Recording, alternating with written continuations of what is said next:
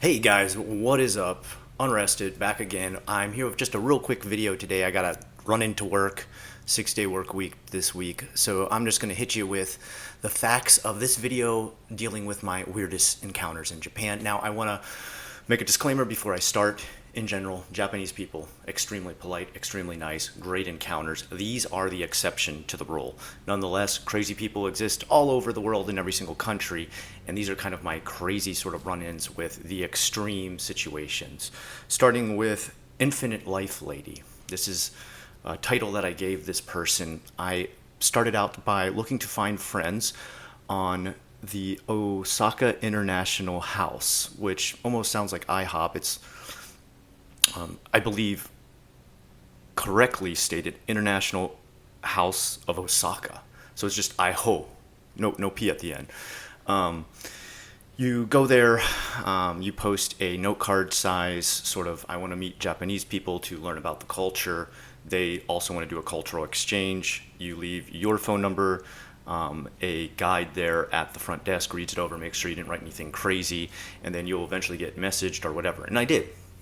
Nice lady, named Sawadi. We meet in the train station, and she tells me, I'm going to show you where I live out in the countryside. I said, that's cool. I had, come there to live in Osaka, which was extremely urban, so going to look at Inaka, or the countryside, seemed awesome. Now, as we took the ride there, things got a little bit strange.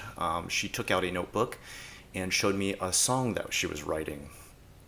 And this song was about saving all the children of the world, but it was done in the rhythm and exact note pattern as the Swanee River, Once Upon the Swanee River.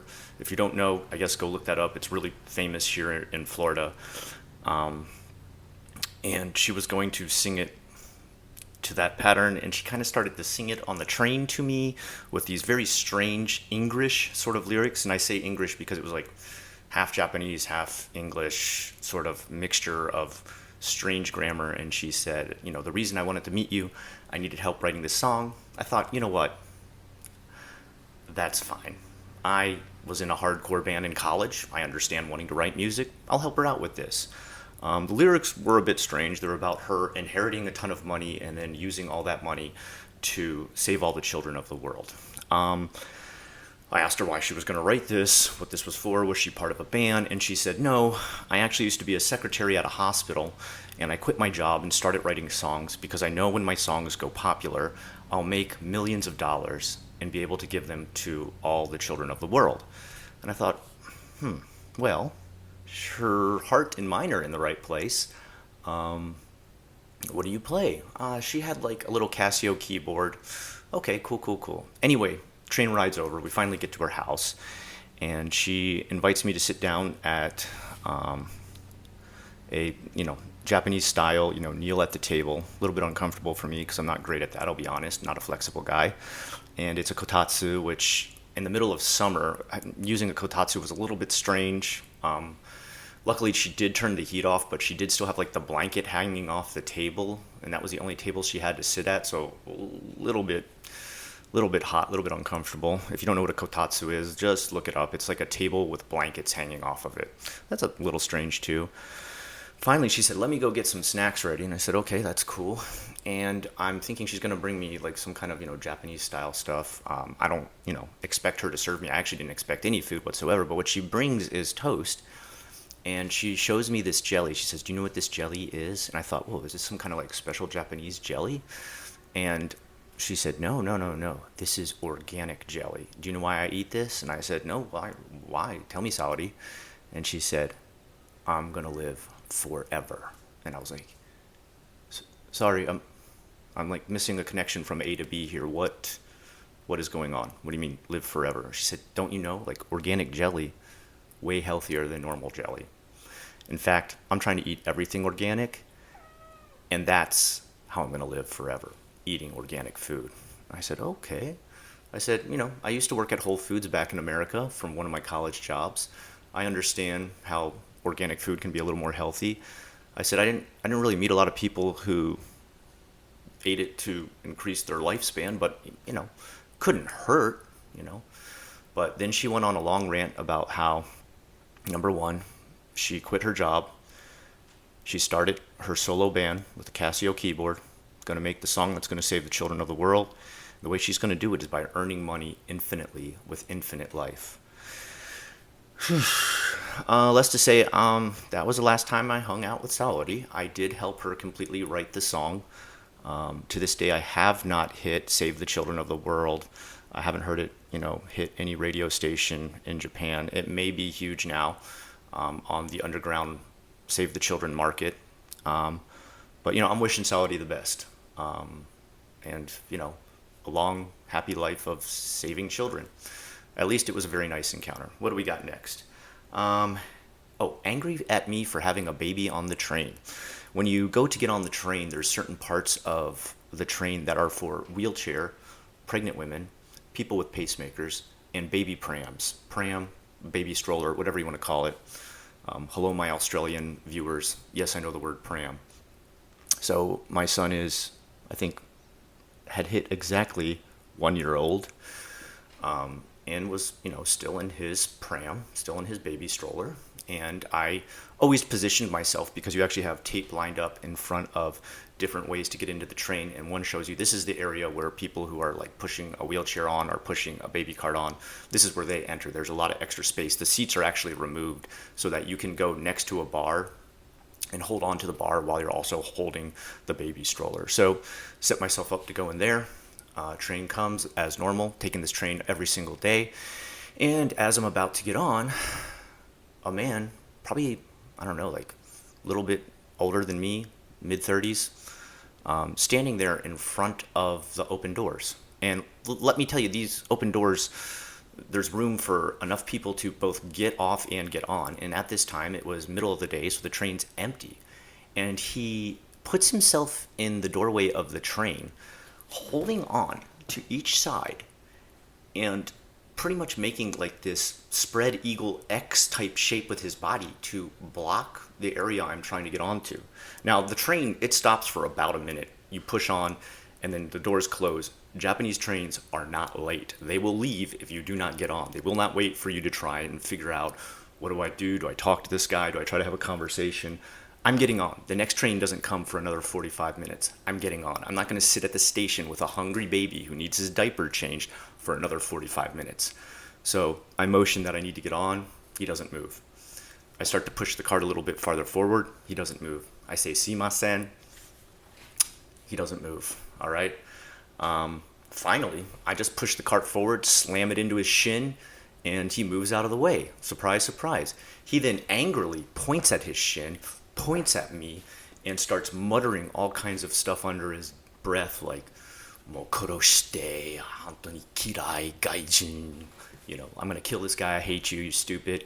At that time, I had just come from my job, and when I work a job, you wear long sleeves, nagasode, and that's because I have tattoos and I got to cover them up. Makes everybody uncomfortable, so I try not to show them that much in Japan. I decide, okay, I'm with my 1-year-old son. You're saying threatening things under your breath. I'm going to go ahead and take off my button-up long-sleeve shirt, and underneath I just have the wife beater and all my tattoos out. So I do that. I put the button-up shirt underneath, the little carriage area in a baby cart, and this guy turns pale, like deathly pale, like, oh my God, who did I just pick a fight with? Now, in America, people would laugh if I tried to intimidate them with my tattoos. That would be very silly. In Japan, your tattoos make a lot of people uncomfortable because it's only connected to the mob in a lot of people's mind. The Yakuza, I'm sure you've heard of the Yakuza before. Those are usually the only people with tattoos. That's becoming less and less common, and more gyms and onsens are allowing people to enter with tattoos these days. It's not as big of a problem. We're talking, though, 2008, around that time. Still very not so popular, still very kind of scary to people. He turns so pale and starts shaking. He faces the opposite door to get ready to exit. We hit the next station. I don't even know if it was this guy's stop, and he sprints off. Apparently, I had made him fear his life at that point by showing my tattoos. But dude, you threatened me and my baby. Not cool, bro. Very strange encounter, though. People are usually so much nicer on the train. Like, they get up and move for old people to sit down. They get up and move and offer their seat to a pregnant woman. Very strange encounter, especially the area I was in. It was Shukugawa, and that's like more like suburban, like, very not upper class, but it's got like Takarazuka University, which is like really high level college students, not a place where you'd imagine someone getting aggressive. Next up, my ears hurt when you talk Japanese, man. So I'm walking to school one day to teach Chugakse, and I'm on my way to get there when a man taps me on the back and says, "Sorry, I find Shu." And Shu is a Japanese name for Shuichiro, so I thought he had found a student named Shu. But what I realized is one of my shoes has fallen out of my backpack because it has come unzipped. And you have to switch your shoes when you go inside of a school, so you always bring a second set of shoes. My shoe had fallen out, and he had shown it to me. And I said, "Oh, thank you, man. I really appreciate it." And he said, "Yes, I learn English." And I was like, "Oh, okay, cool, man." And he said, "You teach private lesson?" "I do teach private lessons." "Did you need a private lesson teacher?" "Yes." "Okay, all right." I mean, this dude was just nice enough to, tap me on the shoulder, let me know I dropped my shoe, and, make sure I didn't lose it. Seems like a cool dude. Of course, I'll give him my Meishi, my business card, and let him know he can set up a lesson this weekend. So we do that. And he says, "First, I want trial lesson, 25 minutes. I usually do about 50 minutes to an hour." I said, "Okay, trial lesson, let's do it, man." Weird setup.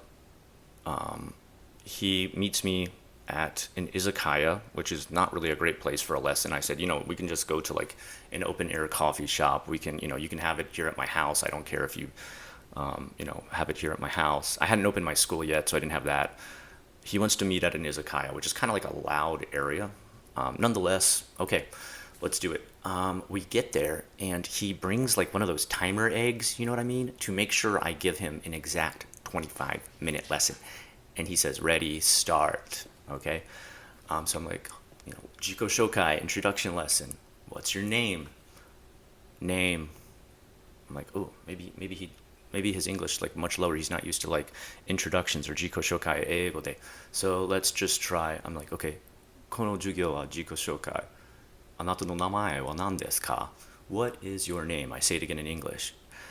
And finally, because I said it in Japanese first and then said it again in English, he understands what I'm trying to ask. Okay. He says, "Okay, my name, Takehiro." "Okay, Takehiro, good job. Takehiro, what are your hobbies?" "Nani? Nani? Kiki ga warui." "Okay, you can't hear." Okay, I understand. We're in an izakaya, kind of a strange place that you chose to have a lesson. So I get it. It's cool. All right, let me just say it one more time. "Takehiro, anata no shumi wa nan desu ka?" What are your hobbies? Okay, I say it again in English. Hobby. Sleeping. "Okay, sleeping. Neru. Okay, gotcha. But hobby is usually, doing something. Sleeping is kind of just, not really doing something. It is in a different state, right? We are awake or we are asleep. So what do you do for relaxing, fun, and an activity?" Totally doesn't understand. I switch to Japanese again, and this time he stops me and he says, "Sensei, anata no nihongo warui, mimi itai." He said, "Your Japanese is really bad and it hurts my ears." And I'm like, oh, my bad. My bad, bro, my bad. Okay, hey, we're just going to talk in English for the rest. And I just spoke to him in English the whole time, never switched to Japanese at all. And look, my Japanese is bad, all right? I've got a thick accent. My grammar's not always on point. But I was helping this guy who didn't seem to understand a lick of English. And you throw that insult at me mid-lesson, it's a trial lesson too that you don't even get paid for. Fuck you. I'm just going to switch to straight English. Let's go, buddy. And I do that. I just switch to English. He, just sits there like, 25 minutes is up. Good. Let's get out of here. Peace. After that, he calls me like 3 or 4 more times, setting up, then canceling a lesson, setting up, canceling a lesson, then also asking me all kinds of personal questions like, "What English magazines do you read?" And I'm like, "We can talk about that during the lesson. Right now, it's my free time, it's my weekend, so I don't really have time to answer questions. And he keeps calling me and asking me questions in English. I guess maybe he had an English book in front of him and was practicing, and I suppose he was attempting to get a bunch of, like, free 1-minute lessons over the phone by calling me. By the fifth time he called that day, my wife turns to me and says, "Tell him stop and cancel any future lesson." I nod to her and I'm like, "Yeah, you're right. This guy's crazy." So I say, "Hey, bud, look, I'm your teacher and you're my student. And if you want to be in that relationship, that's cool. We can do that." I guess I didn't say relationship, that business partnership, whatever you want to say, customer, salesman. I said, "Unfortunately, I'm not friends with my students. I keep them at a distance. And that's what I need to do with you right now. I'm going to go ahead and cancel any future lessons. And I think it would be better if you found a different teacher. Peace." That was it. Very strange. Once in a while, you'll run into like a private English lesson like that just kind of goes awry. Not common, though. Again, all these situations, not common. They are anomalies. All right, last but not least, people always ask me if I ever experienced racism in Japan. For the most part, not really. You don't really experience a massive amount of racism. The only person who I ever had be outright racist to me was a homeless man on a bicycle. And he's going by me. I guess he decided to do this because he knew he would be going by me really fast, which was really weird because I saw this homeless guy every day in the same area of the Botsen Mai, which is like filled with homeless people. And as he's going past me, he goes, "Oi, kuso gaijin, kaede." Okay, so it's like the equivalent to be like, "Yo, you shitty foreigner, go home." All right, I'm just like, "Oh, okay." I thought, all right, shitty gaijin, go home. And so I'm like, all right, you know what I'm going to do? I know where that guy sits every day. I'm going to head that way when I buy my groceries at the end of the day working. So I do that, buy my groceries, heading home. I walk past his little alley where he's huddled up, and I said, "Oi, ima, uchi iku, uchi aru dakara." So I said, "Hey, buddy, I'm headed home just like you wanted, to my house, the house I have." Now, normally I'd never do something like that to a homeless person. That's super rude. But come on, man. You're calling me the shitty foreigner to go home first. So what's fair is fair, right? And that is really that's the most racist thing I ever experienced in Japan. Never really had anybody else do anything extremely racist like that. Anyway, those are my craziest encounters, the weirdest, the strangest, the biggest anomalies. I'd love to hear your own. A lot of you I know live in Japan or have visited. What strange encounters have you have? Any advice for people to avoid strange encounters? My advice would mostly just be polite. Don't start a confrontation. Don't get into a fight. Maybe just ignore and walk the other way. All right, it's not worth it. If something gets bad enough or the police get involved, guess what? They're going to believe the Japanese person over you every time. Don't risk it. Until next time, if you have any questions or comments, please leave them in the replies below. If your comment is something I've never talked about before and becomes a Japan's frequently asked question, you may see it in a future video. With that said, if you could hit the like and subscribe, I'd really appreciate it. Until next time, I'm Unrested, and I hope you have a great rest of the day.